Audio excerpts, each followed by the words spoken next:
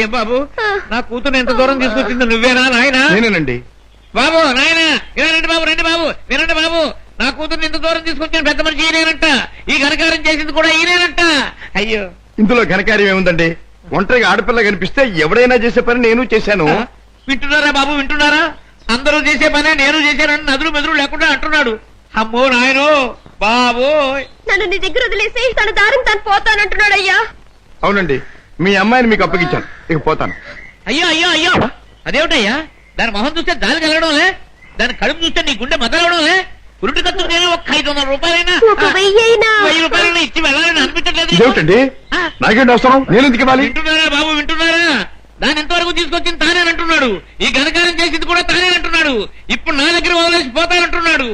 పురుటి ఖర్చులు కూడా ఏమి ఇవ్వనంట బాబు. దీన్ని తల్లిని చేసిన ఇతరు కనీసం పురుటి ఖర్చులుగానే ఇవ్వాలా లేదా? అందరూ ఒక నిమిషం ఆగండి. ఇది అమ్మాయి కడుపు కథ. సరే, కడుపు బుల్లే, మొదటిసారి మనం ఎప్పుడు కలుసుకున్నాం? ఏడాది క్రితం. అప్పుడు నేనేమన్నాను? నీలాంటి అందమైన పిల్ల దొరకటం నా అదృష్టం అన్నారు. అప్పుడు నువ్వేమన్నావో గుర్తుందా?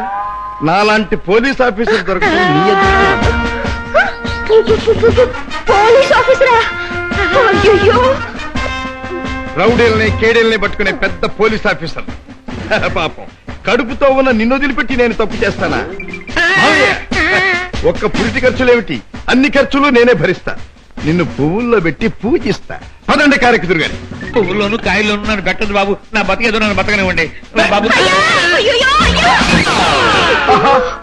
పండు లాంటి పిండం బుర్ర బద్దలైంది. కడుపులే,